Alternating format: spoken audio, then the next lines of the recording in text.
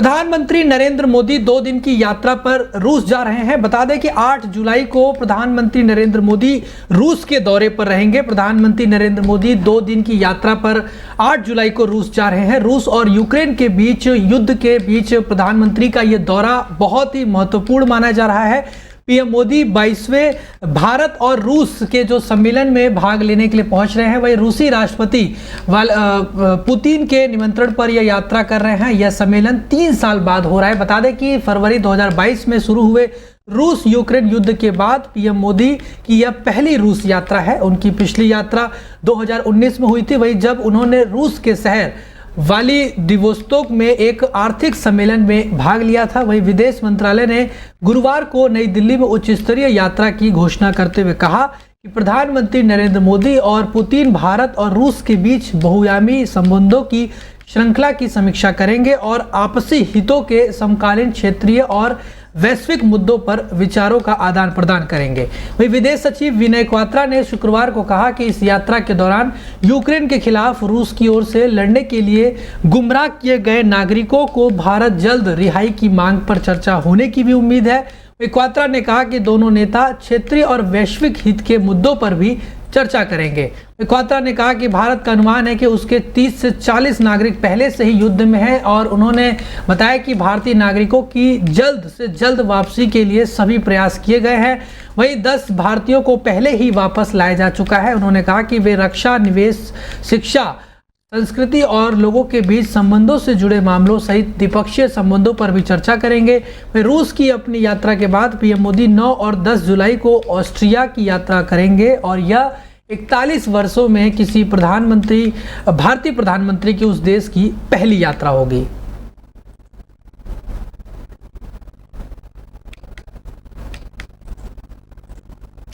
वही खालिस्तानी समर्थक अमृतपाल का बयान निकल के सामने है, जिसमें उसने कहा है कि पंथ और परिवार को लेकर उसने बड़ा बयान दिया है। आपको बता दें कि जो अमृतपाल है उसने ये बड़ा बयान दिया है कि पंथ और परिवार में से हमेशा पंथ को ही चुनूंगा। अमृतपाल ने मां के बयान को नकारा।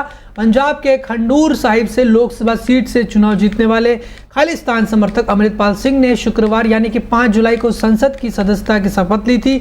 सेफ हाउस में अमृतपाल ने लगभग 50 मिनट तक अपने पिता और चाचा से मुलाकात की। इसके बाद उन्हें डिब्रूगढ़ जेल में ले जाया गया। इस बीच अमृतपाल का एक बयान सामने आया है, जिसमें उन्होंने खुद को पंथ का बेटा और खालसा राज्य की मांग को सही बताया है। वारिस पंजाब डे नाम के खालिस्तान समर्थक संगठन के चीफ अमृतपाल सिंह ने खुद को अपनी मां के बयान से भी अलग कर लिया। अमृतपाल की मां ने कहा था कि पंजाब के युवाओं के पक्ष में बोलने से अमृतपाल खालिस्तान समर्थक नहीं बन जाते, वह खालिस्तान समर्थक नहीं है। उन्होंने कहा कि अमृतपाल ने संविधान के दायरे में चुनाव लड़ा और अब उन्हें खालिस्तान समर्थक नहीं कहा जाना चाहिए।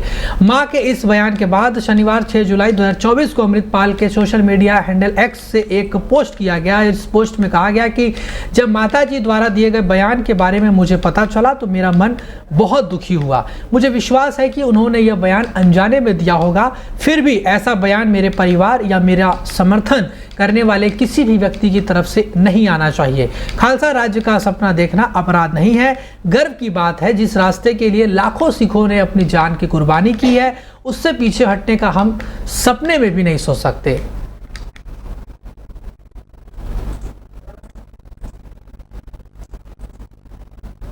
वही सियासी दलों का महिलाओं का सहारा महायुति के प्लान में सेंधमारी की कोशिश में कांग्रेस अगले कुछ महीनों में महाराष्ट्र समेत कुछ राज्यों में विधानसभा चुनाव होने हैं। इसको लेकर राजनीतिक दलों की तैयारियां भी तेज हो गई हैं। इसको लेकर रणनीति बनाने और जनता को अपने पक्ष में करने के लिए युद्ध स्तर पर चर्चाएं और बैठकें भी शुरू हो गई हैं।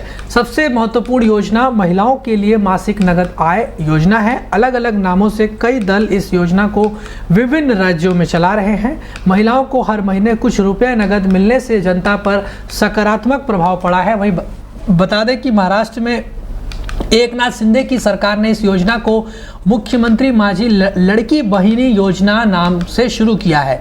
योजना की शुरुआत लोकसभा चुनाव में महायुति को अच्छी संख्या में सीटें नहीं मिलने पर शुरू की गई है। इस योजना के तहत हर महीने 1500 रुपये दिए जाने का फैसला किया गया है। सरकार को उम्मीद है कि इसका लाभ विधानसभा चुनावों में जरूर मिलेगा। अब कांग्रेस एनसीपी यानी कि शरद पवार और शिवसेना उद्धव ठाकरे की इंडी गठबंधन भी ऐसे ही योजना बनाने जा रही है।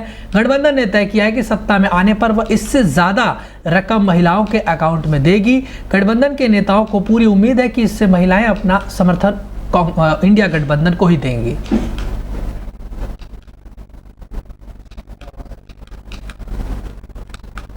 बीजेपी का नया दांव देखने को मिला है। हरियाणा में 3 महीनों में विधानसभा चुनाव होने हैं और लोकसभा चुनाव में बीजेपी को हुए 5 सीटों के नुकसान के बाद राज्य में बीजेपी एक्टिव मोड में नजर आ गई है। हाल ही में केंद्रीय गृह मंत्री अमित शाह ने हरियाणा का दौरा किया था। वहीं इस चुनाव में एक कठिन परीक्षा यह है कि लोकसभा चुनाव से ठीक पहले बनाए गए नए मुख्यमंत्री नायब सिंह सैनी सामने हैं और ऐसे में बड़ा दांव चलते हुए उन्होंने जनता से मिलने के लिए मुख्यमंत्री आवास के दरवाजे खोल दिए हैं।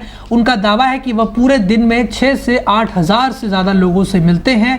सीएम नायब सिंह सैनी ने दावा किया है कि वह आधी रात को भी जनता के लिए मौजूद हैं। उनके इस दावे की वेरीफाई करने के लिए कई बार तो लोग बिना किसी काम के सीएम आवास पहुंचकर दरवाजे खटखटाने लगते हैं। 2014 हो या फिर 2019 दोनों ही लोकसभा चुनावों के दौरान बीजेपी ने राज्य की सभी 10 सीटें अपने नाम की थी, लेकिन चुनाव से ठीक पहले बनाए गए नए सीएम नायब सिंह सैनी को झटका तब लगा जब बीजेपी की सीटें लोकसभा चुनावों में आधी रह गई और कांग्रेस ने उससे 5 सीटें छीन ली।